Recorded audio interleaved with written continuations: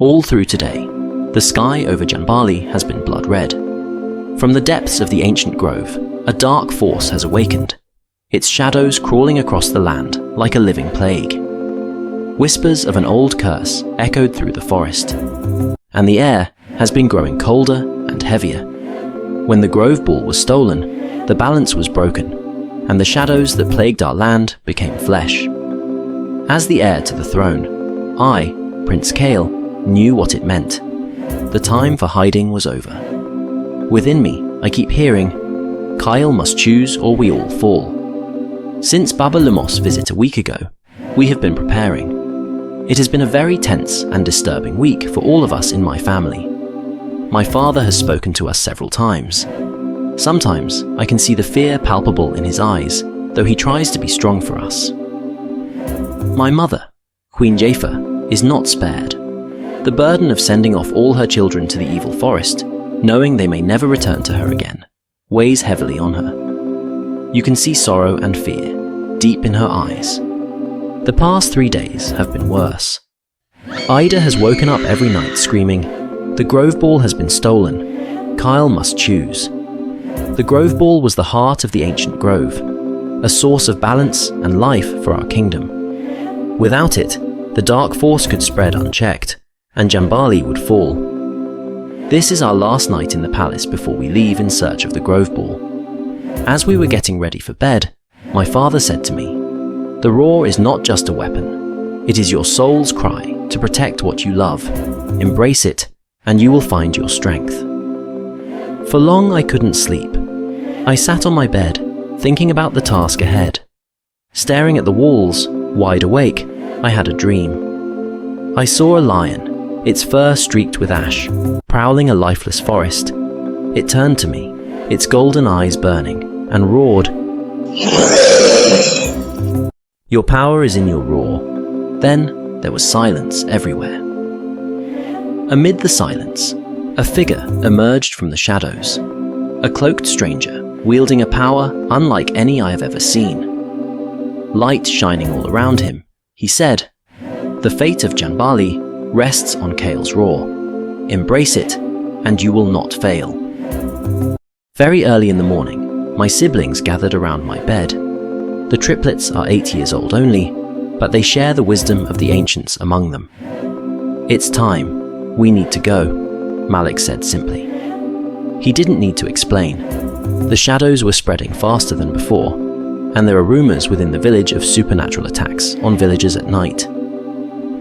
Adia has confirmed, through her gift of sight, where the grove ball is being kept deep in the evil forest. Before we left, Ada warned, "It's not just the shadows, Kael. We'll face the past, things we're not ready to see." Well, ready or not, we had no choice. The forest was nothing like before. This time, it felt alive, every tree twisting unnaturally, every shadow watching us. The air was heavy, and the trees seemed to whisper our names. You can hear the whispers, the murmurs, and the sounds of the spirits. I noticed something strange as we walked through the forest. Our attires, stature, and features keep changing. Adia led us, her hands glowing softly as her sight guided her through the maze of shadows. Malik stayed close to her, his shadow stretching ahead like a scout. I walked beside Fari, who was intently silencing every sound from night creatures to enable us to hear the sound of the enemy approaching. The first battle came quickly. We hadn't gone far. Creatures formed from darkness itself swarmed us, their glowing eyes filled with malice. Dark creatures, their bodies made of smoke and shadow, lunged from the trees. I barely had time to react before one of them was on me. Instinct took over. My body shifted, furs mounting, muscles surging. My roar echoed through the forest as I fought them off, claws tearing through their smoky forms. Fari keeps conjuring gusts of wind that howl through the trees, scattering the creatures. Malik was using words to call down rocks and stones on the creatures. Adia followed behind us, healing our wounds as fast as we could fight. Adia touched my arm, healing a gash I hadn't even noticed. "We can't stop," she said, her voice trembling. "They'll only get stronger." But the deeper we went, the stronger the creatures became. Each one seemed familiar, like echoes of people long gone. It wasn't until we reached a clearing that we realized why. "They're us," Malik whispered, his face pale. The shadows weren't just random monsters, they were reflections of our worst fears and failures, twisted and alive. The dark forces are capitalizing on our fears. We knew it's time to overcome our fear, or it may swallow us.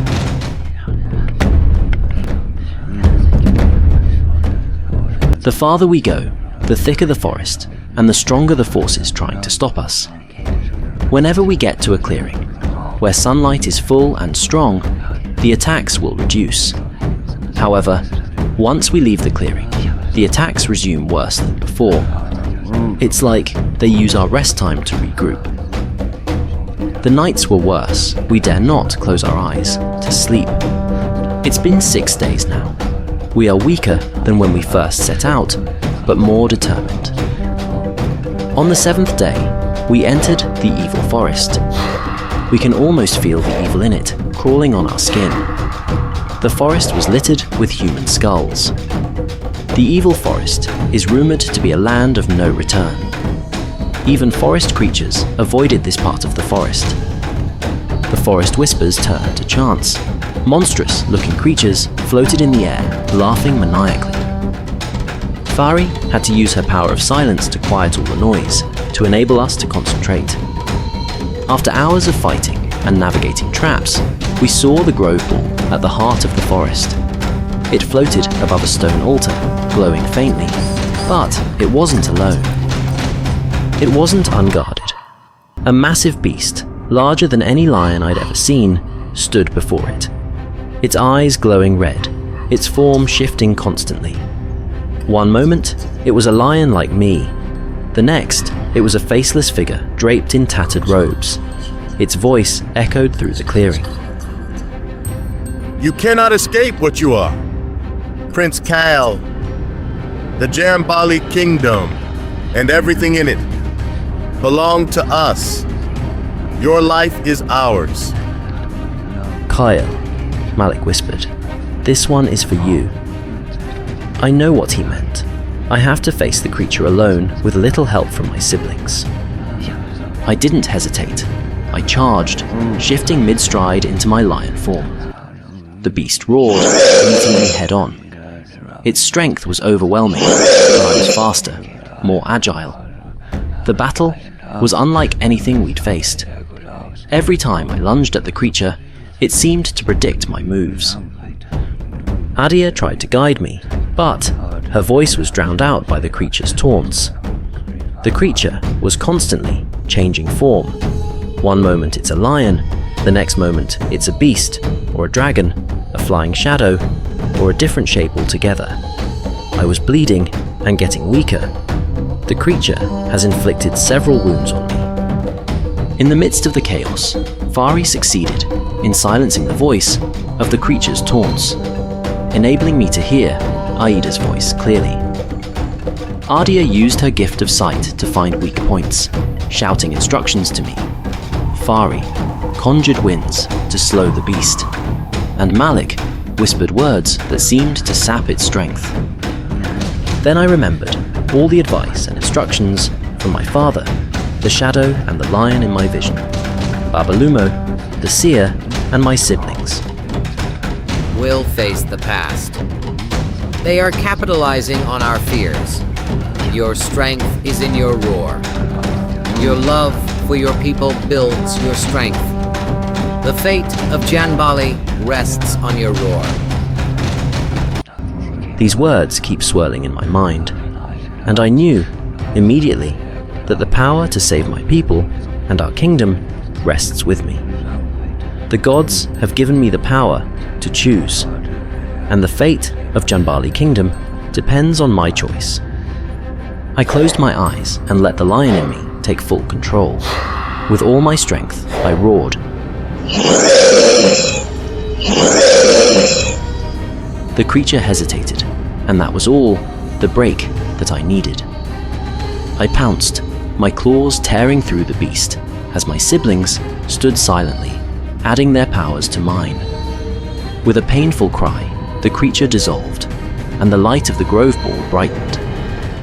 I laid on the ground, wounded, bleeding, and weak.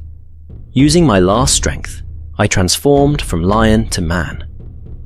Ida knelt beside me, applying herbs to my wounds. Fari, silently, was adding strength to my body by pumping wind into me. Malik kept guard while using words to feed strength into my bones. Finally, I regained enough strength to stand on my own. Immediately, I grabbed the grove ball, and we two off. We didn't have time to celebrate. The shadows around us were regaining their strength. The dark force is desperate to stop us. We can feel the anger of the ancient dark force in the air. I held the grove ball tightly as we ran. Aida's light guided us on the right path, while Fari's wind added speed to our feet. Malek sometimes used his shadow as a cloak for us. The journey back was brutal. The forest seemed to fight us at every step, its roots twisting to trap us, its shadows forming into creatures. But together, we pushed through, the gods helping us. By the time we reached the ancient grove, we were battered and exhausted. The elders were waiting. I stumbled, even as I stretched forth my hand and placed the grove ball on its pedestal. Immediately, a wave of light exploded outward, dispelling the shadows and filling the forest with warmth. The dark force hissed and withered away, leaving the forest still and quiet. For the first time in days, the air felt light and fresh again, and I felt like I could breathe again. My siblings and I collapsed on the ground, while the elders surrounded us clapping and smiling. The balance has been restored, but the fight had left its mark. We returned to the palace as heroes. The palace was alight with celebration. The villagers were all there, dancing to the rhythm of the drum beats. My father, King Ezran, and my mother, Queen Jifa, were very happy. They have all us back and alive. The weight of what we'd faced lingered in my mind. I couldn't shake the feeling that there is more out there. The grave ball is recovered and balance restored, but within me I know that the forest holds more secrets and the gods hadn't revealed all there is to know. Thank you for watching episode 3 of the Janbali Chronicles. We hope you enjoyed it.